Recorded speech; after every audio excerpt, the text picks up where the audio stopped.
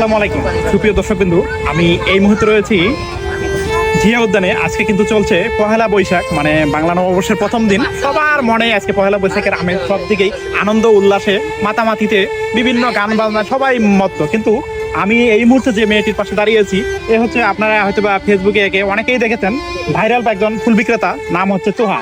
তো দেখেন এর মনটা কিন্তু খুব খারাপ, এবং এই যে এর কপালে দেখেন আজকের এই আনন্দের দিনে একটি চিহ্ন রয়েছে, মানে এমন ভাবে ফেটে গিয়েছে। আসলে আমরা তার কাছ থেকে এখন জানবো যে তোমার এই মানে আজকে কপালের এই আনন্দের দিনে কিসের চিহ্ন এটা, আমি একটু জানতে চাচ্ছি।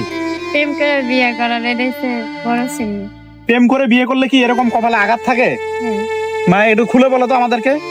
যারা প্রেম করে বিয়ে করবেন তার ফ্যামিলির নামে কিছু বলতে পারবেন না। আচ্ছা, তার নামে মানে তার ফ্যামিলির নামে সুখ মানে ভালো পেতে হবে, আর আমার ফ্যামিলির নামে খারাপ পেতে হবে, তাহলে যায় মায়ের এখন এই আঘাতটা আসলো কিভাবে সেটা জানতে চাচ্ছি। আঘাত পাচ্ছে। হ্যাঁ, না আসবে কে মারছে? যাবেন। তোমার জামাই মারছে? কি কারণে মারলো তোমাকে? হ্যাঁ, ফ্যামিলি নিয়ে একটু কথা কইছিলাম আর একটা খাবার লাগে, তারপরে হ্যাঁ মানে খারাপ করে। আচ্ছা, এই যে তোমাকে যে আঘাতটা করছে এটা কিন্তু আসলে মানে অনেক, মানে এই যে আঘাত মানে চোখে লাগলে অনেক অনেক বড় ক্ষতি হয়ে যেত। আমরা দেখতে পাচ্ছি যে সেলাইয়ের প্রয়োজন ছিল, কিন্তু তুমি সেলাইও করনি, এই ফুল বিক্রি করে হয়তো বা তোমার সংসার চলে। আমরা ইতিপূর্বে তোমার অনেক ভিডিও দেখেছি। তো তুমি কি এই যে তোমার জামাই যে তোমাকে নির্যাতন করে এরকম, তো তুমি কি এর জন্য কারো কাছে মানে আইনের সহায়তা বা প্রশাসনের কাছে কখনো বিচার চেয়েছো, বা কোনো থানায় গিয়ে কোনো মামলা টামলা করেছো তোমার স্বামীর বিরুদ্ধে, যাতে আর ভবিষ্যতে অত্যাচার না করে? আল্লাহ বলে বাঁচাইছে, আমি বাসায় ছিলাম না, আমি বিচার চাচ্ছি না, আমি নিজে যে বাচ্চা সেটাই অনেক। আচ্ছা, আমি বিচার চাইতেছি না। আরে তো আমি বিয়ে করছি, আরে যদি পুলিশে ধরে না আমার একটু তো খারাপ লাগবে।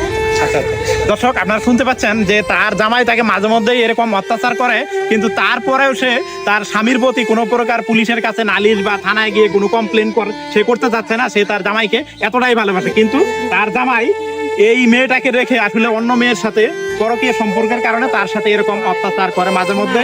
আশা করি প্রশাসনের দৃষ্টি আকর্ষণ করছি যাতে এই মেয়েটির প্রতি আর কোনো নির্যাতন না হয়। আমরা সকল দেশবাসী এই কামনা করব, এবং এই মেয়েটি যাতে ভালো থাকে। এমনকি এই মেয়েটির কাছ থেকে আমরা সবাই একটি করে ফুল কিনে নিলে এই মেয়েটি কিন্তু উপকৃত হবে। আশা করি আপনারা যারা জিয়া উদ্যানে ঘুরতে আসেন একটি করে ফুল কিনে নিয়ে এই মেয়েটির পাশে দাঁড়াবেন। ধন্যবাদ সকলকে, ভালো থাকবেন সবাই।